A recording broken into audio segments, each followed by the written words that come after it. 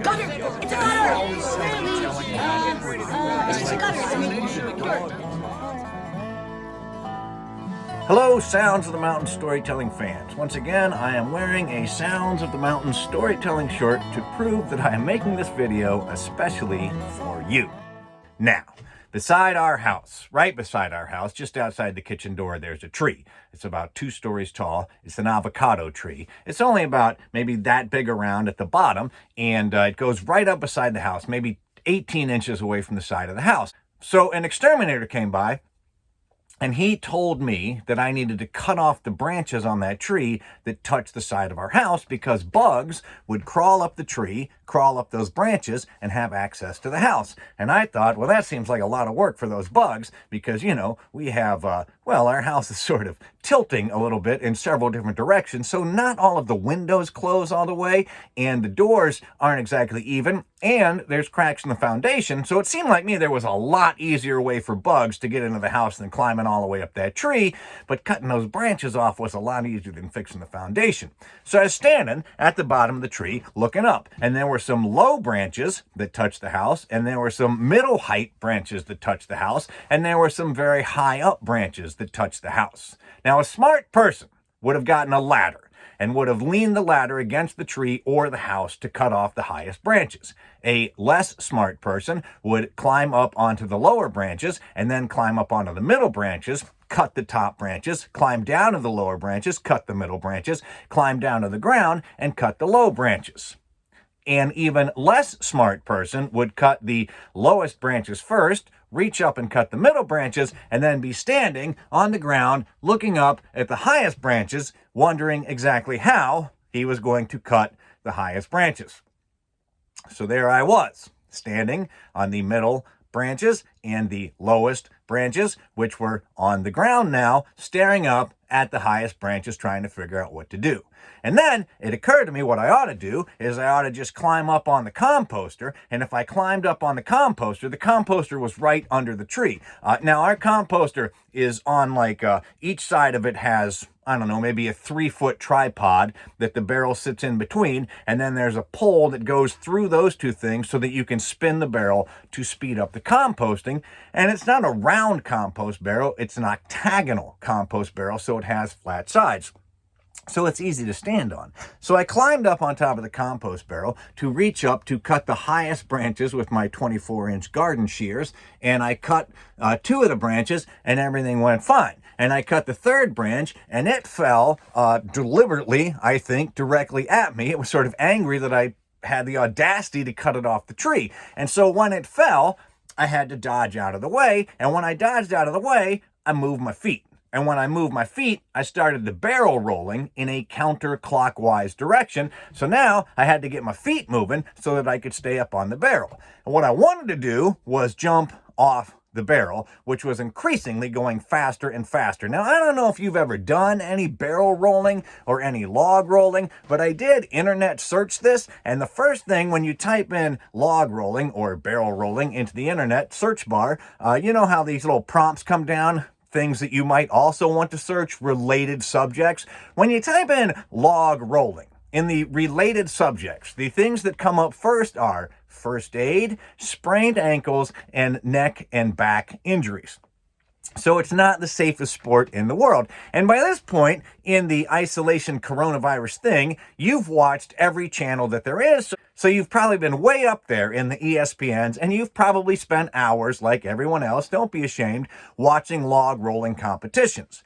And what you'll notice with log rolling competitions is that the people participating in this particular sport are generally in a body of water, a pond or a lake. So when they fall off, they fall into the water, not onto the ground, and hopefully they do not suffer sprained ankles and neck and back injuries. But I was not in a body of water. I was on a compost barrel beside a tree, beside my house, in my yard.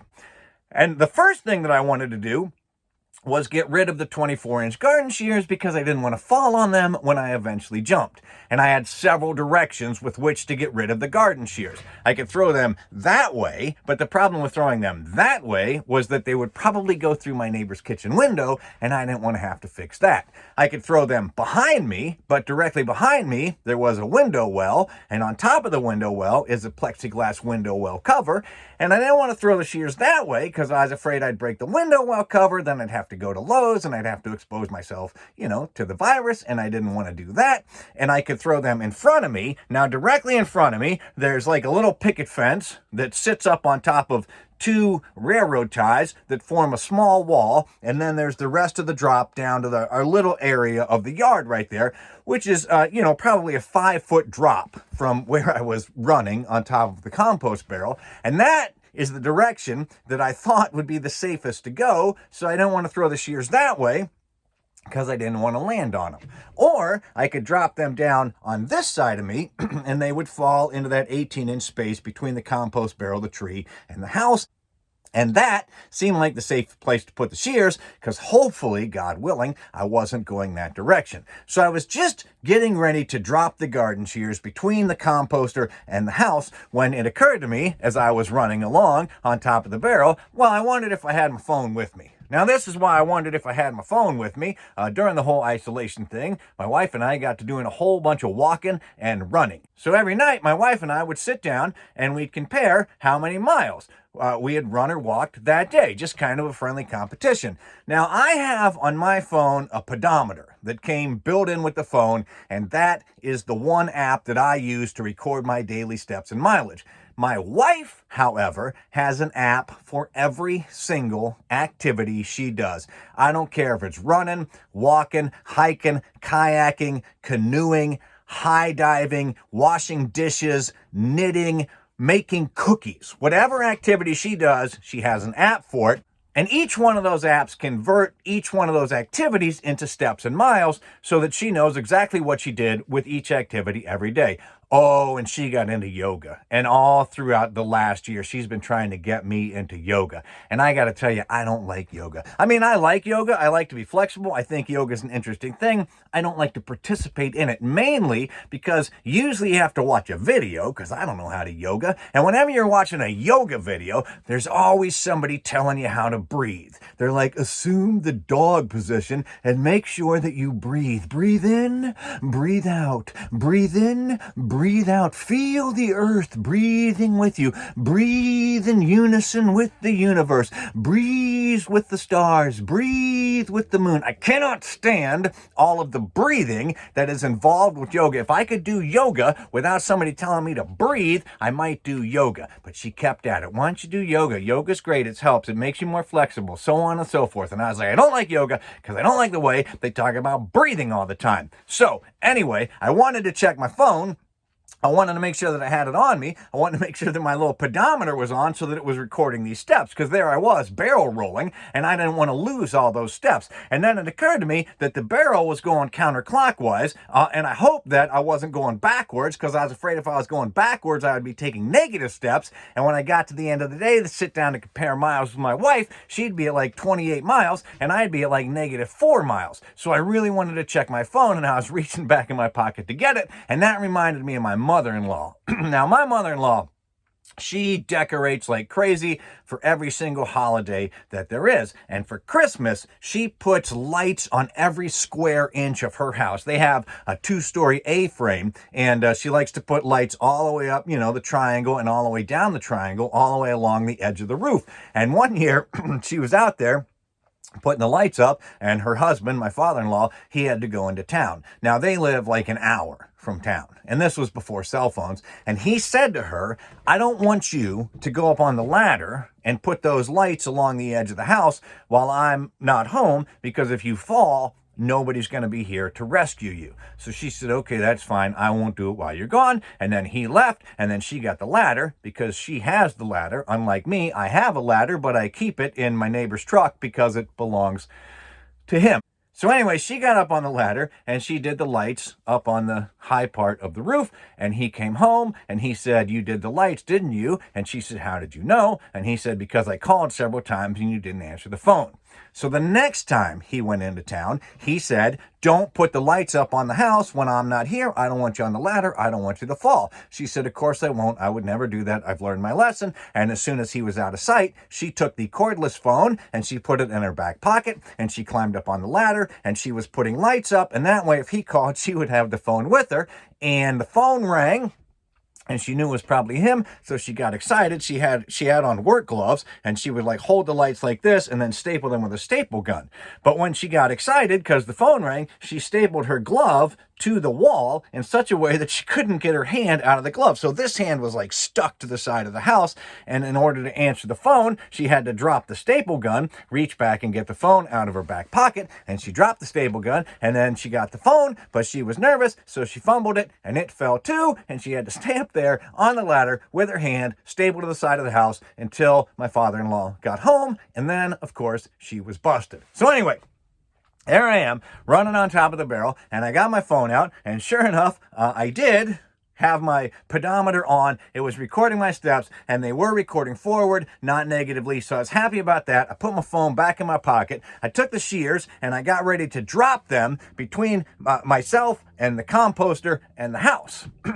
And I dropped them, and instead of falling safely between the composter and the house, they fell down right into the mechanism on the composter that keeps it spinning. And as soon as those shears went into those gears, the composter stopped. And I thought to myself, Bill, that was sheer genius. But don't worry, that's not the end of the story. You didn't listen to all this for that lame payoff. The composter stopped. It stopped abruptly. Just all of a sudden, it halted. But I still had forward momentum, which I was sort of angry about. See, physics just doesn't like me. Why would I have forward momentum was my question, because the barrel was spinning, but it wasn't going anywhere. I certainly wasn't going anywhere. So when the barrel stopped, I shouldn't have had forward momentum. I should have just stopped with the barrel. But the barrel stopped suddenly, and all of a sudden, I was going forward. Well before I was ready to jump, I was going forward. So instead of jumping off the barrel, over the picket fence, into the safe part of the yard, I just sort of tipped forward. And as I tipped forward, I fell over the fence, and I got all the way to the ground. It was kind of a slow fall. It wasn't like a super dangerous fall, but I fell all the way forward, and my shoes caught on the top of the picket fence. My hands were on the ground, so I was basically doing a handstand. At which point, my wife came around the corner. She said, "What are you doing?" And I said, "Yoga." And she said, "Well, don't forget to breathe." And she went in the house. The end. This great festival is an important fundraiser for Camp Bethel, especially this year. Our excellent sponsors stuck with us. Will you help too? Please donate at the links and buttons on this page. Thank you. We hope the festival will be back home in person next year and need your help in getting the camp ready to reopen as soon as possible for summer camps, guest groups, and special events like the festival. Please click on the link below and make your contribution toward the work, the fun, and the fellowship that find a home at Camp Bethel. Thanks for watching, and thank you for your gift.